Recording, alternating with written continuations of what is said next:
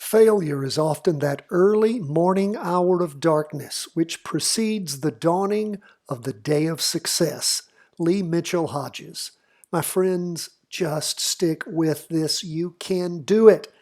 And the key is so simple. You don't even have to have a good method for picking winners and losers if you do this thing.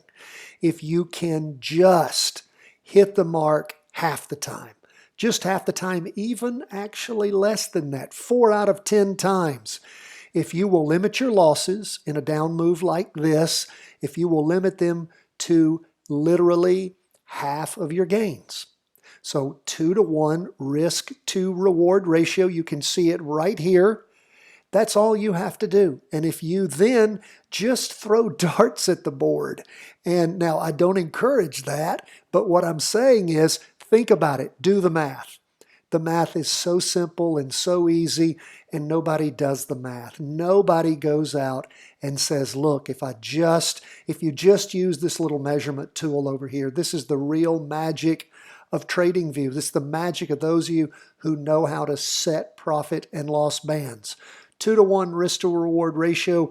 The training for you who are subscribers today is the golden ticket. You will love that. I talk all about this, how to do it, the thought process, and it's free. Just go to chartingwealth.com, sign up, subscribe. You'll get it in your show notes. You'll get all sorts of stuff. Every single day we have a great training for you. That's the one today, so check it out. Now, let's talk about where the charts are.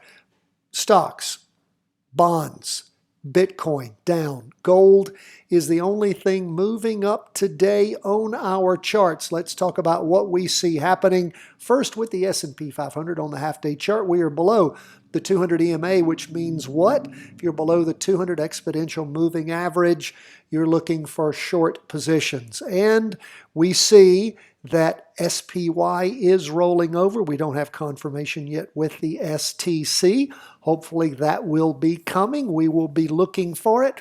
Markets, of course, are choppy. What does that mean? We're in the summertime trading zone. It sucks. It almost always sucks. It didn't suck during COVID, and I can't tell you why, except it didn't. But everybody who's traded for a while knows that old adage, sell in May and go away, live to trade another day. Summertime trading zone's terrible, but we get through that into the fall, winter. So I encourage you, don't worry about making a lot of trades. Look for good trades, practice them, see if they work, okay? And again, you get to practice. It doesn't cost you anything. You can fractionally trade some with a small dollar amount, so you get to have a little bit of skin in the game, not much. When you're learning new techniques, you're getting good. Of course, you can't blow the family nest egg. That's not what this is about. That's called gambling. You might as well go to Vegas.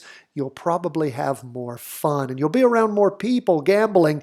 You won't be sitting in behind your computer biting your nails in your pajamas. So let's not do that. We do see, again, throughout the course of the day, we saw things sort of moving down on the S&P 500, down 0.81% is where it ended up. What's going on with the 2-day? Well, we're green on the STC on the half day. We're green on the 2-day. We've got a second up candle that has formed. And we look at the weekly. It is still down on the STC, but we have a green candle forming. So we will see where we are right now. Is this down move just short term, or are things just going to sort of die here? They've been dying for a while, so maybe the market's getting a little bit of energy. That's where we're on the S&P 500. What about the tech stocks? Looks a little bit similar. A doji in the morning followed by a down candle, well, a spinning top in the afternoon. Price percent, I'm going back to my old ways, price percent oscillator. The STC, which is a combination of the MACD and stochastics. That's why we like it better. It has that little stochastic advantage. Waiting for that to go red, down 0.74% for the day. 2-day. Just like the S&P 500, 2-day does have an up candle that's forming and is going green. We look at the weekly chart. It's still negative, but a green up candle with no wick on the bottom, which is decent. Okay, We'll watch, wait, and see which way this market is shaking out. Still have that negative 10, still below the 200 EMA on the Qs also. So we'll keep that in mind. Now, we'll move from the Qs to 20-year bonds. What do we see going on there? Well, bonds are, of course, headed down below the 200 EMA. We see that the price percent oscillator, God, there I go again. The STC is negative. 2 days of downward movement on there. We look at where we are on the 2-day. It is still green on the STC, although a red candle, and we're still red on the weekly.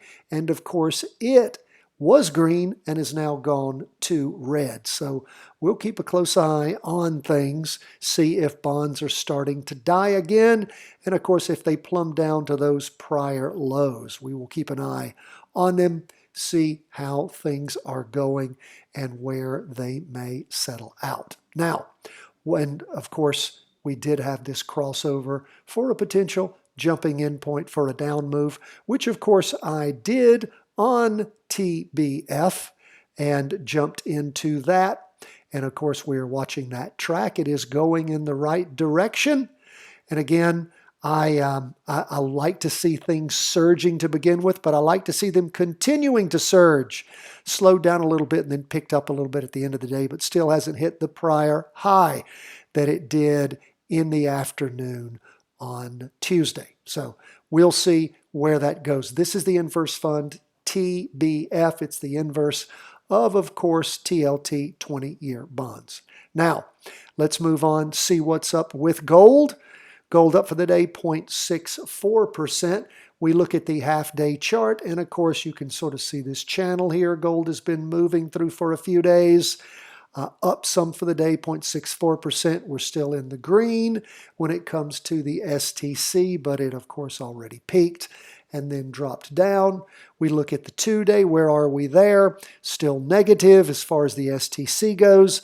We see we had 4 days of up movement, and then those are pairing off some. What about our weekly candle? Where are we there? And of course, it is, the candle is going red after a green spinning top and, you know, all these down candles before it. And of course, we're red on the STC. Red on the STC on the weekly, that's 10 points. On the 2-day, that's 4 points. And of course, green. So what are we waiting for? Well, we're waiting to see if we have a rollover. The STC go to red and give us a chance to short gold. Now, lastly, let's go to Bitcoin. We'll look at the Bitcoin future, the Van Eck ETF of Bitcoin. Where is it?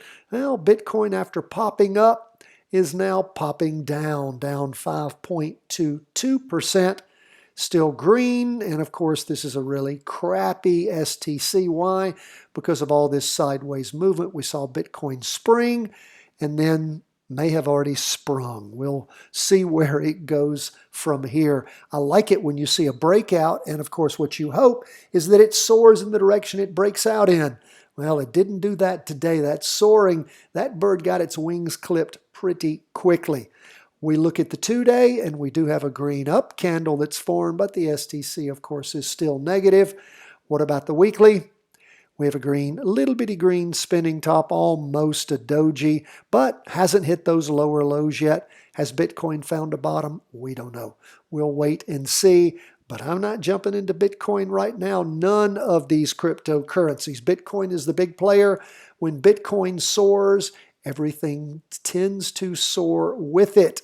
And it ain't soaring right now. We see lots of blood in the streets. So we'll watch, wait, and see. Thank you so much, friends, for being with us. Patreon members, as soon as I finish up here and start getting this program uploaded, I will be producing for you, of course, Charting Crypto. God bless, my friends. All the best from the whole team at Charting Wealth World Headquarters.